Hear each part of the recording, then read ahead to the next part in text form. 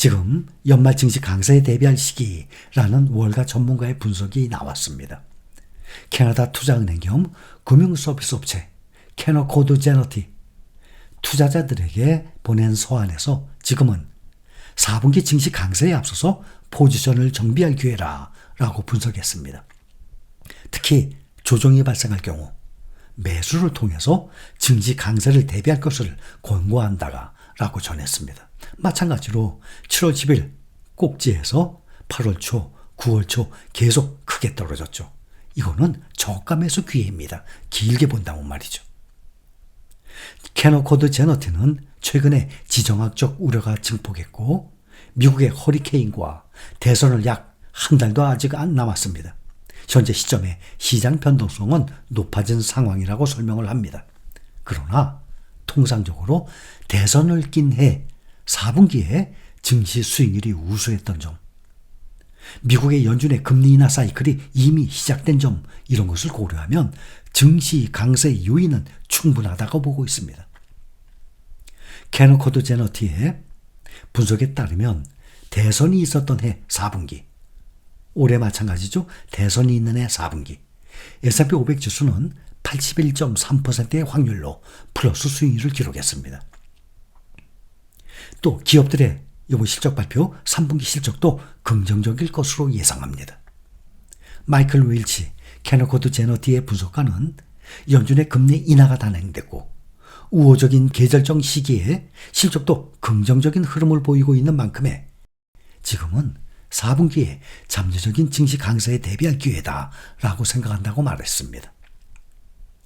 왕년의 채권왕 빌 그로스가 투자자들이 기대 수익에 대한 눈높이를 낮추고 방어적 투자를 할 때라는 의견을 냈습니다.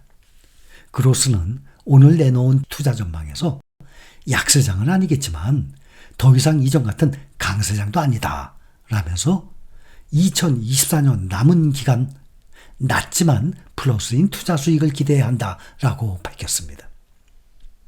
그로스는 증시의 긍정적인 요인으로는 둔화하고 있지만 정상적인 역사적인 범위 안에 있는 일자리 창출, 중국의 재정 및 통화 부양책, 인공지능 투자 및 잠재적인 생산성 개선, 미국 연준의 목표에 근접한 인플레이션 등을 꼽았습니다.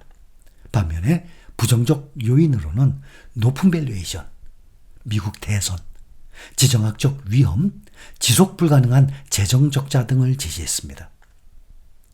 그로서는 특히 투자의 달인 워런 버핏이 현금 보유고를 높여놓은 것은 앞으로 험난한 길을 경고한다라고 말했습니다.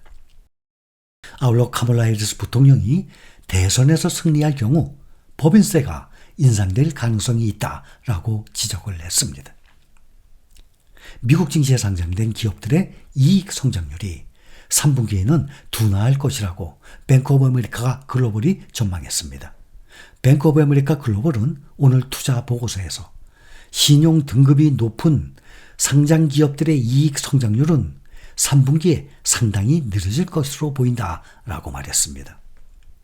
뱅크 오브 아메리카에 따르면 신용 등급이 높은 기업의 3분기 이익 성장률은 월가의 컨센서스가 전년 동기 대비 4.7%였습니다. 뱅크 오브 아메리카의 유리 젤리고 신용 전략가는 이는 올해 2분기 동일 기업군의 연간 이익 성장률이 12.9%였던 것과 비교하면 눈에 띄게 감속한 것이다 라고 평가했습니다. S&P 500 지수, 다우존스 지수 또 사상 최고치 오늘 기록 경신했습니다. 지난 9월 연준 회의에서 복수의 연방준비제도 위원이 0.25% 인하를 추정했다는 소식에도 투자 심리는 위축되지 않았습니다. 중동 지역 긴장과 실망스러운 중국 랠리 역시 투자 심리를 꺾지는 못했습니다. 특히 오늘 오후 공개된 연준의 9월 연방공개시장위원회 FOMC 회의록에서 매파적 기조가 확인됐음에도 증시는 상승세를 유지했습니다.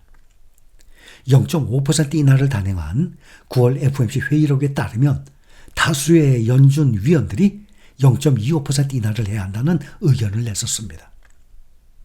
회의록 발표 이후 시장은 연준이 11월 회의에서 금리를 인하하지 않을 가능성을 24%로 보고 있습니다. 불과 하루 전보다 크게 상승한 수치고 일주일 전만 해도 동결 확률은 0%에 불과했었습니다. 올해 3분기 해외 증시에 투자하는 국내 투자자 소확개미의 외화증권 보관 결제 금액이 증가했습니다. 가장 많이 사고 판 외화 주식 3배 레버리지 SOXL ETF였습니다. 보유 순위는 상반기 1위였던 엔비디아를 제치고 테슬라가 다시 1위를 차지했습니다. 3분기 외화증권 보관 금액이 사상 최대치예요. 국내 증시를 떠나서 해외 증시에 투자하는 소확개미가 점점 늘어나고 있는 것입니다. 한국예탁결제원은 3분기 외화증권 보관액이 1379억 4천만 달러, 약 186조 258억 원, 곧 200조 넘어가죠. 외화증권 보관액이 1379억 4천만 달러로 전 분기보다 8.3% 늘었다고 오늘 발표했습니다. 외환 주식 보관금액 상위 1위 테슬라였습니다. 보유순위 보면 가끔 확인하고 있죠. 우리가 테슬라, 엔비디아, 애플, 마이크로소프트, 빅테크주들입니다. 그 다음에 TQQQ, 나스닥 100 3배 레버리지죠. TQQQ 순이었습니다. 보관금액 상위 10개 종목이 차지하는 금액은 전체 외화주식 보관금액의 47.6%를 차지하고 있으니까 보관금액 상위 10개 종목들 보면 빅테크주들이죠. 그 다음에 TQQQ와 SOXL, 또 QQQ가 있고 또 SPY가 있죠. 현재 우리가 투자하고 있는 그러한 종목들이 주입니다. 그 종목들이 전체 외화주식 보관금액의 47.6%가 거의 반 가까이 해당됩니다. 증시의 흐름은 예측 불허의 영역이에요. 이 주가의 영역은 이건 예측 불허예요. 사람이 알 수가 없는 거예요. 미국의 대형 기업들의 이 월급을 매달 몇억 원에서 몇십억씩 받고 있는 CEO들조차도 주가의 미래에 대해서 그 누구도 모릅니다. 그래서 항상 말씀을 드렸듯이 미국 전체 시장에 투자를 하는 현재 우리가 하고 있는 ETF의 일정 금액을 매달 적립식으로 투자하는 것이 가장 안전한 투자 전략입니다. 여러분들이 현재 투자 중인 방법, 가장 안전하고 좋은 방법이에요. 국내 개인 투자자들 중에서 여러분들의 투자 수익률 최상위권이에요.